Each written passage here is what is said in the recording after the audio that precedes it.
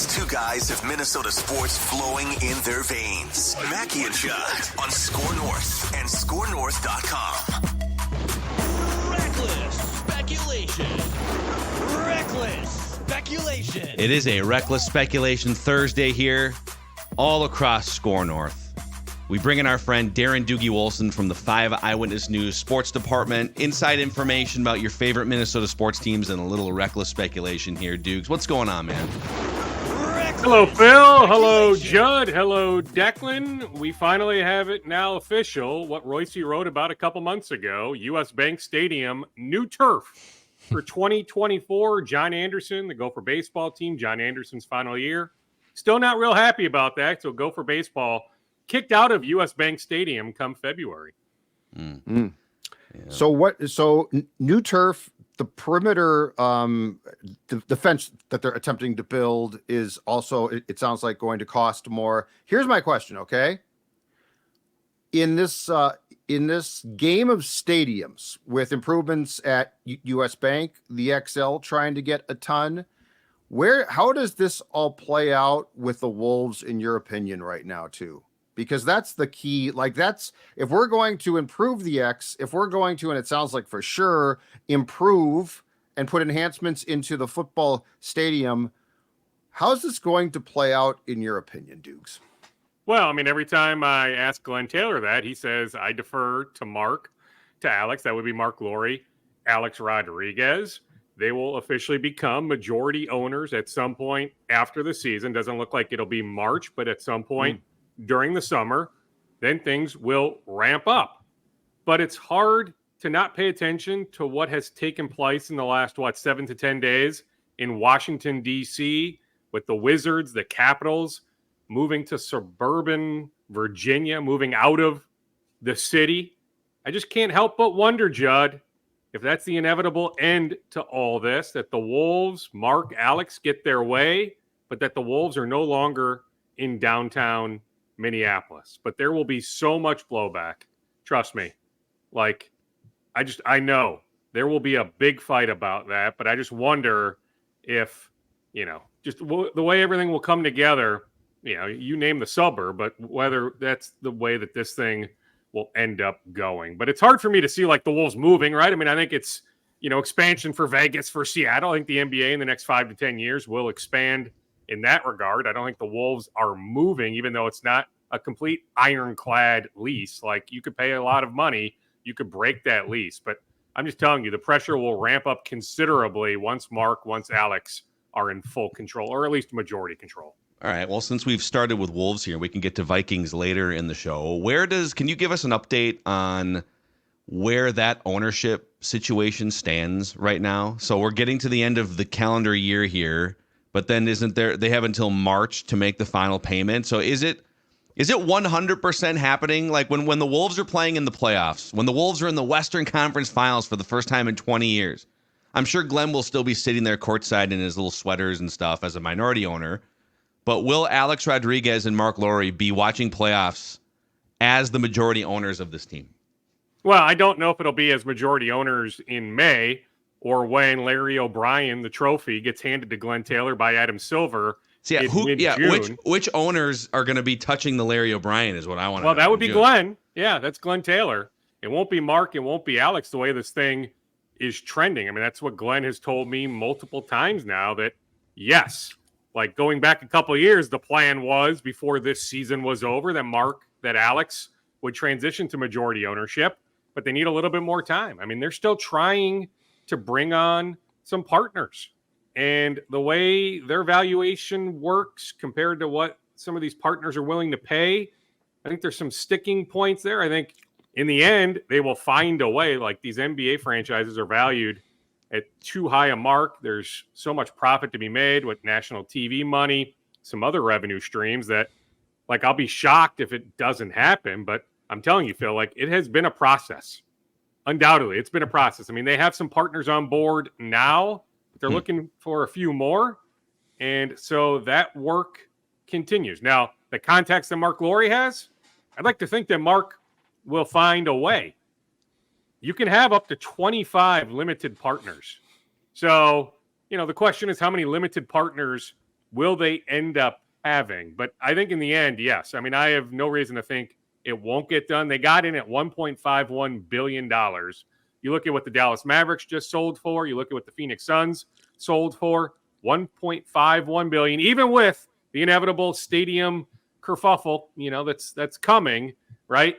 That it's too good a value so that they will find enough partners. But I just think what partners are willing to contribute right now, the way Marc and Alex value the franchise, thinking about the next 5 to 10 years, I think there's some sticking points there. At least I'm led to believe there's some sticking points. It hasn't been the smoothest process, put it that way, to bring on more limited partners.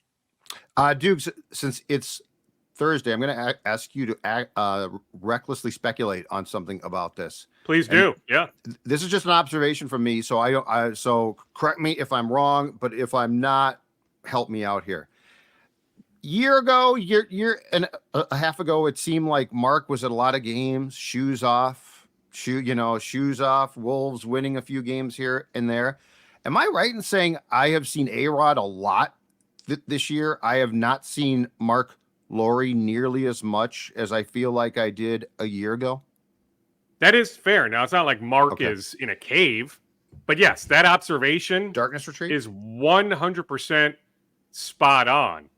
Now, heck, I've put in a number of interview requests to speak with Marc, crickets, right? So I'd love to have a direct conversation with him.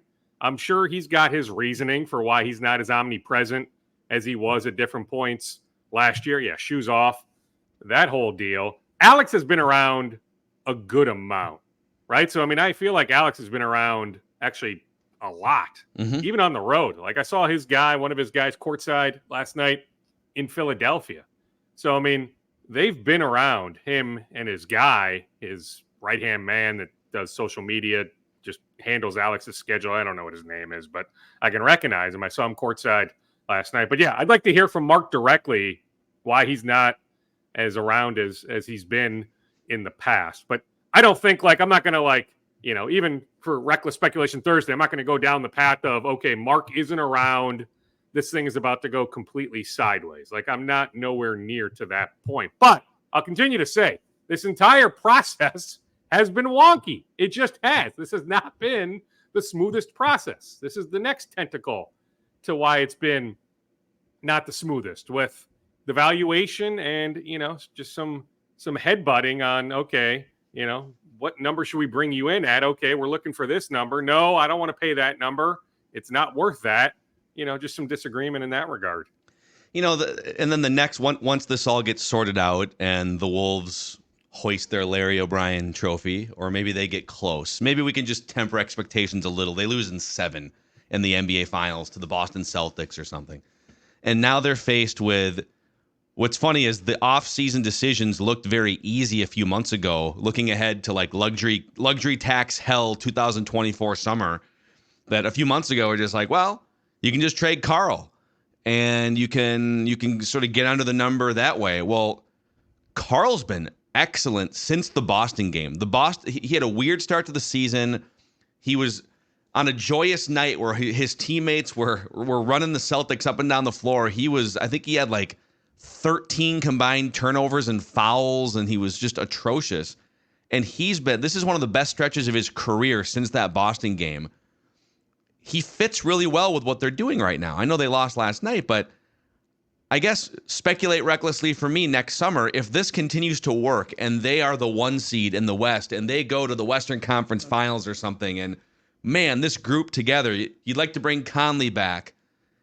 Will they do it? Will they go into the second luxury tax apron, all the financial penalties, all the roster handcuffing penalties?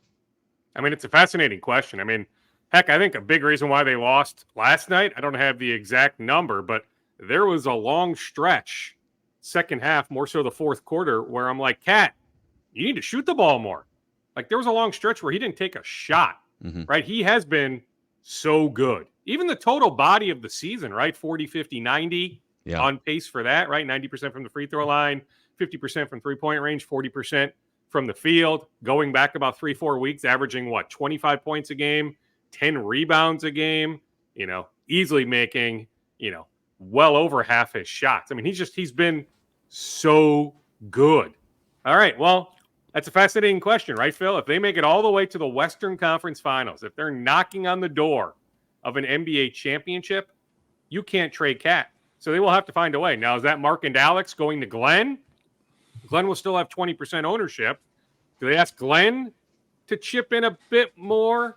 That Glen hopefully can see, what he hopes, before he passes, come to fruition, that the team he's had ownership in since 1994 can finally win that championship.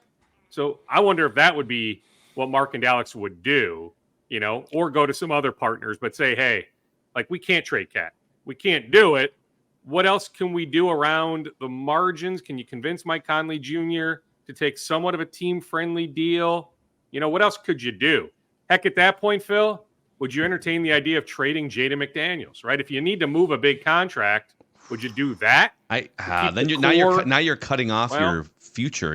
I get it, but you've got Nickeil Alexander-Walker back next year. That you would then have a starting lineup of Mike Conley Jr., Anthony Edwards, Nickeil Alexander-Walker, Karl-Anthony Towns, Rudy Gobert. But yeah, I would think if you're making a run for the 24-25 season, if you're knocking on the door, if you get to the Western Conference Finals in early June, right, you're knocking on the door.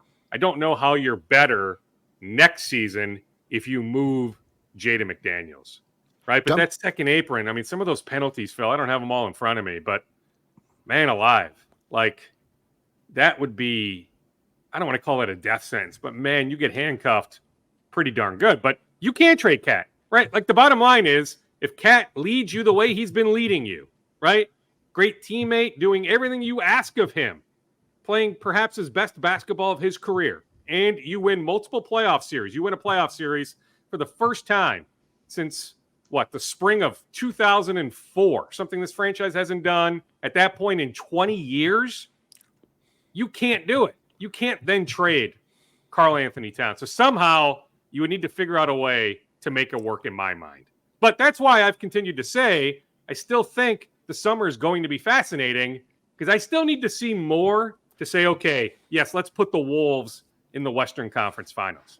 And even if they win a playoff series, but let's say they lose in 5 in the second round. Let's say they match up with the Denver Nuggets, the defending champs, in the second round, lose 4-1, something like that. I think at that point, you probably are trading Karl-Anthony Towns in the summer. Mm-hmm. Dumb question, Dukes. How much do the Wolves and NBA teams in general rely on their regional TV checks? Because like with the Twins, it's huge. The NBA, I know, has a much better national TV dispersal. That's it, yeah. But with the uncertainty of the whole Bally's thing, and the Wolves only assured of being on Bally Sports North for the remainder of the season, how much could that come into play with the discussion that we're having right now in regards to 24-25? It's a piece of the pie, a big piece of the pie. No. They're making more money now on ticket revenue, for example, one piece of the pie, than they have in years. You look at the resale price for tonight, my gosh, to sit in the upper deck tonight, you're paying $95 to $105 a ticket. Tonight's ticket is a hot one, a real hot one. So they're doing better than they have in a really long time, ticket revenue-wise. Corporate sponsorship-wise. Corporate sponsorship is way up. So, they're in a good spot in so many other areas. Yes, it's a talking point. But, yeah, also based on the way the national TV contract works. With that up in, is it up in a year? It's up after next year, I believe. After next year. Mm-hmm. So, heck, that's not slowing down. So, yes, it's meaningful to some extent, Judd, but it's not like it is with the Twins losing out on last year making 50-something million off their TV deal, whatever that looks like. For 24, it's not going to touch that. That's why we're talking about the Twins significantly cutting payroll. I believe the Timberwolves TV deal is about half of what the Twins is. So, and don't officially quote me on this, but I believe I had heard it's a chunk of their revenue, but it's less than what the Twins and then NBA national TV contracts are much bigger than Major League Baseball's, and those kind of spill in.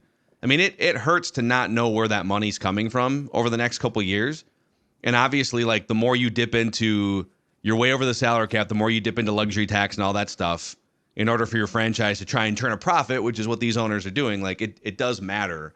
So, but they've got some on the McDaniels front, because you kind of ask, like, what would if they have to get under that, and I don't have the exact numbers, but yeah. Just by the way, I just wanted to bring this up for whatever it's worth, because who knows exactly, like, could it flip? Like, is Bally still potentially a thing in 2 years? Okay, probably not, but for what it's worth, the Wolves, so they have this year tied to Bally's, then 2 more years after this year.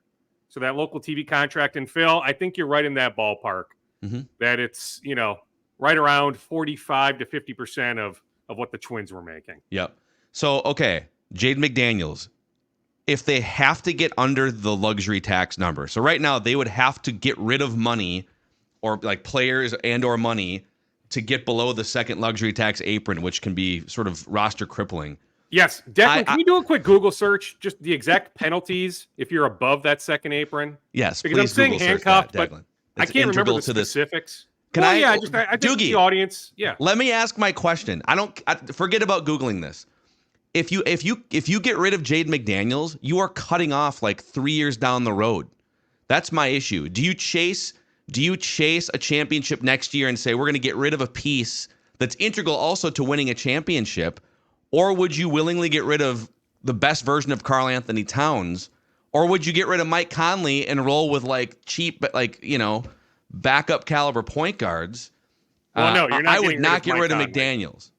Well, and I get it. Like, you see, like, from a usage standpoint, and I get it, he did not have the best second half last night, but he was so good in the first half. I am pro Jaden McDaniels taking at least 9 shots a game, if not more. I think there's so much more to unearth with Jaden McDaniels' game. And yeah, at some point here during this contract extension that he signed, we will see. I'm positive we will see more offensively from Jaden McDaniels. So I understand where you're coming from, but I just don't know how you move Cat. And that's why I bring up, I need to remember the specific penalties. And if they're not as severe as maybe I'm thinking in my head, Phil, is that where Marc and Alex go to Glen and say, okay, like, because Glen has been on the record before. Heck, he paid a little bit of a luxury tax when they made the move for D'Angelo Russell. So he's not anti-dipping into that, right? Like, if they're knocking on the door, okay, let's play this out. Western Conference Finals, right? The way it's going, they may have home court advantage in the Western Conference Finals. It may be comparable to the 03-04 season, right? It's crazy, but you lose to the Lakers, Kobe, Shaq in the Western Conference Finals. If Sam Cassell just doesn't get hurt, right? Fred Hoiberg playing all that point guard and all that, right? So they had multiple injuries, right? Like, Gary Trent Sr. to this day swears to me, if they had stayed healthy, they were going to win the championship. And I get it, he's biased. I agree. Gary's one of my guys, but he swears to me, we would have won the championship. But if they're knocking on the door, I just don't know how you would move anybody, right? So you need to find a way. You have to find a way to bring back this core if they make it that far. Yeah. Okay, here are the penalties for the second apron, okay? All of the penalties for the first apron apply, which are teams can't acquire a player in a sign-in trade if that player keeps them above the apron. So that's a roster-building mechanism gone. Teams can't sign a player waived during the season whose salary was over $12 million. So think about, like, veterans who get waived and then they get to pick their team and chase a title. Well, like, I think about Doug McDermott, right? Do the Spurs buy him out? Maybe they can trade him, but there will be some guys. I mean, that's why the Wolves have this roster flexibility right now, at least in terms of space. I forget where exactly they are luxury tax-wise, but could the Wolves bring somebody in right after the trade deadline that gets bought out? That will be something we'll talk about as the calendar flips to 2024. But yes, in this case, that mechanism for roster building would be gone. Also, so you have to, in the NBA, you have to generally match salaries in trades. So if you're not above the apron, but you're above the cap, you can match within 125%, meaning like you get 25% leeway on either side to complete a trade. If you're above the first apron, it's 10% leeway instead of 25% leeway. So it's harder to match salaries. And then there's a bunch of other ones too when you hit the second apron. You can't use a trade exception generated. You can't include cash in a trade. First round picks 7 years out are frozen to be traded. A team's first round pick is moved to the end of the first round if they remain in the second apron for 3 out of 5 seasons. So, like, it's a big decision next summer for sure. It is, but a lot of it is the roster building, the trade part of that, where if you feel confident about this roster, now Kyle Anderson will be gone in this scenario, right? I mean, he's also a free agent. You're not finding a way to bring him back, I don't think, right? But if you feel real confident, you've got these guys locked up, minus Mike Conley Jr., that you could roll this thing back and maybe not be as handcuffed as maybe I think, just based on all those mechanisms. Mm-hmm. But, like, if you need to make a move, not being able to move what's the next first-round pick they can move? I mean, if we're talking 7 years out from next year, would they be able to move their 2031 draft pick? Because the last one they gave Utah was, 2029? Yeah, that's so you would be able to move 2031, so I guess you'd be handcuffed in that regard. Yeah. But, yeah, I mean, I don't know if it would cripple the Wolves as badly as maybe I thought initially after you explain it all. It's still, though, like it's hard to fathom this team being in the second apron. It just is, right? Just on the surface, as you talk through all this, can you really see this ownership group going to the second apron if they don't even make it to the NBA Finals? Yeah, it's a lot. It's a financial penalty that we haven't even talked about. So it's all those things. You know what they need, Judd? They need Finch roster solutions. That's what they need. We got Finch X's and O's solutions, Finch roster solutions, and Finch home solutions driving around the Twin Cities. Yep, that's right. My pal Cody Finch and his team. In fact, you know what? If the Wolves go into the second apron, the lights might get shut out at Target Center, and that's going to be a problem, right? Because you got to have lights to play basketball. That's where Finch comes in and says, "No problem, we will save the day." They'll come in and look. While Finch is there, the Wolves folks might say, well, how about some more outlets installed? How about some cosmetic changes? Finch Home Solutions does that too. Long story short, big or small, Finch Home Solutions can take care of you. The last thing the Wolves might say is, how about a hot tub? Well, of course, if they're going to put in an extra hot tub or two, they've got to also have the electrical work done for that. Finch Home Solutions. Check out finchhomesolutions.com. Their revamped site. It's easy to navigate, set up appointments online. Big or small projects, there's nothing more important than the safety of your family and your home and the electronics in your home. Incredibly important. finchhomesolutions.com. Check them out. And of course, tell them the boys from Mackey and Judd and Score North told you to contact them. Also, while you're hold on real quick. Yep. While we're scoping out your electrical systems, let's also make sure your house is clean enough here heading into the new year. Okay. I love a clean house. I get peace from a clean house. If your family and friends are going to muddy up your house during the holidays, it's fun gatherings, but you're going to want a deep clean here soon. Zero Res is here with a 4.9 rating out of 5 on Google with over 17,000 reviews. Call Zero Res today and ask for the Score North special. Get 3 rooms Zero Resified starting at just $129. That's 952-0-RES or ZeroResMinnesota.com.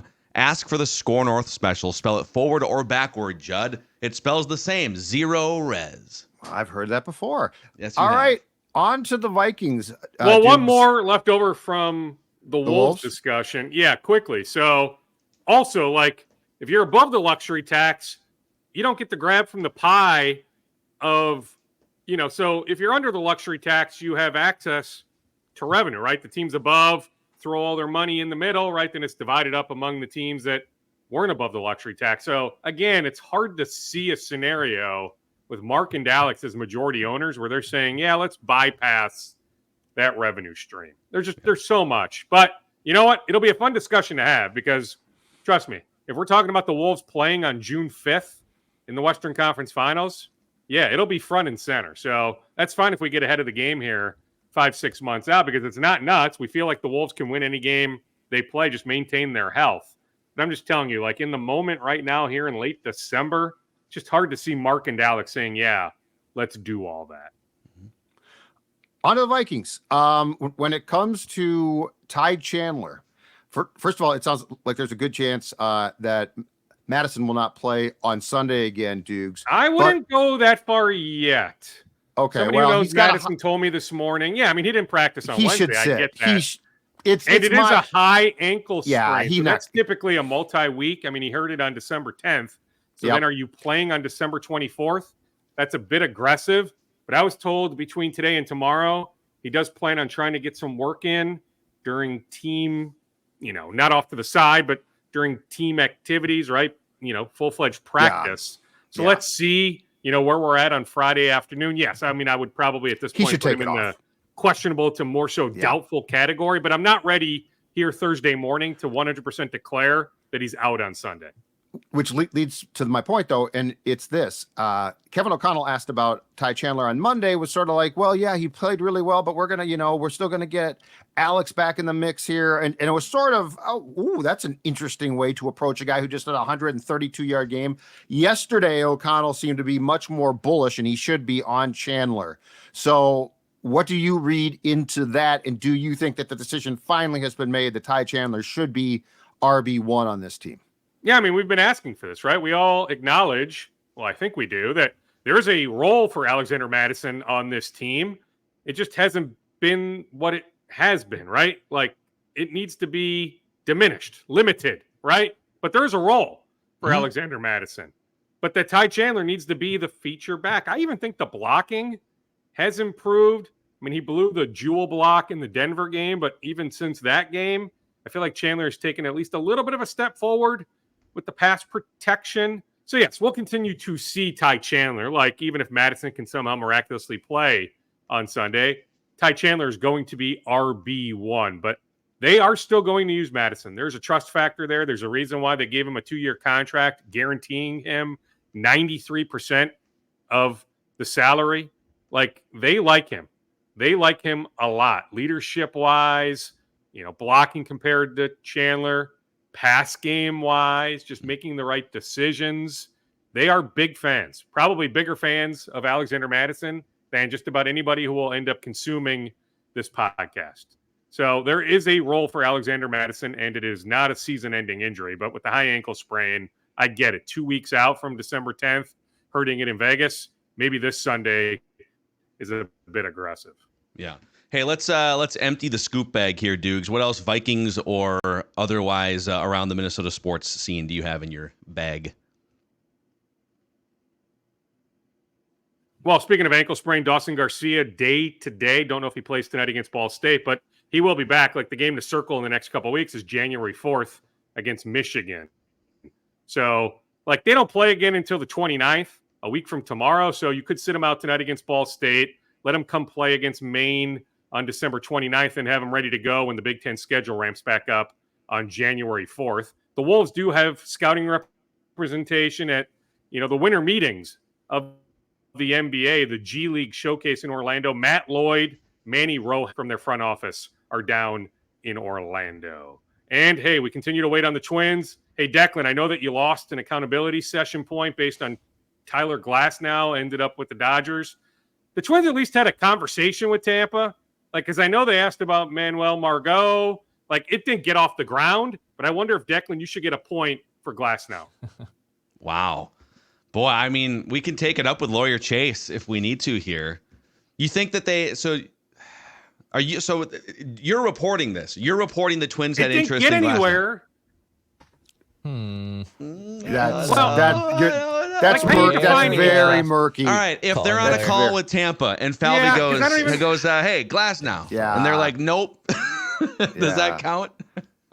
It came up at some point, whether it was at the GM meetings in November, somewhere along the way, there was a conversation, Twins with Rays. I heard more so Manuel Margot, but like, the Twins have been checking on all these pitchers. Like, the Twins have had a conversation with Milwaukee about Burns, but like, I don't know how to define interest, right? Like, you ask. I mean, it's what these guys do. This time of the year, it's what these general managers, assistant general managers do. You're constantly in communication with other teams. So it's murky. I get it, but I feel like Declan should not have lost a point or, his batting average being impacted. I do. I think this is a foul tip. This is a foul tip into the glove. Okay. I feel like he doesn't deserve this point. Yeah, we need more. We need a little bit more substance on that one, unfortunately, Dex. Thanks, dude. I do appreciate it. I was doing my best.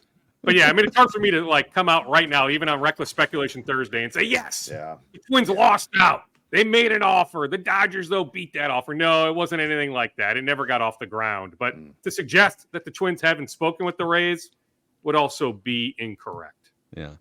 So, all right, Darren Doogie Wolfson, reckless All right, boys, speculation. apologies if my internet was a little turkey jerky there. Hopefully everything worked out okay. No, the internet just needs a little break here during the holidays, and then we'll fire it back up. So, all right, Doogs, happy holidays to you. We'll talk again soon. Absolutely. All right, there it is. A little scoop session, reckless speculation Thursday here on Minnesota Sports with Mackey and Judd.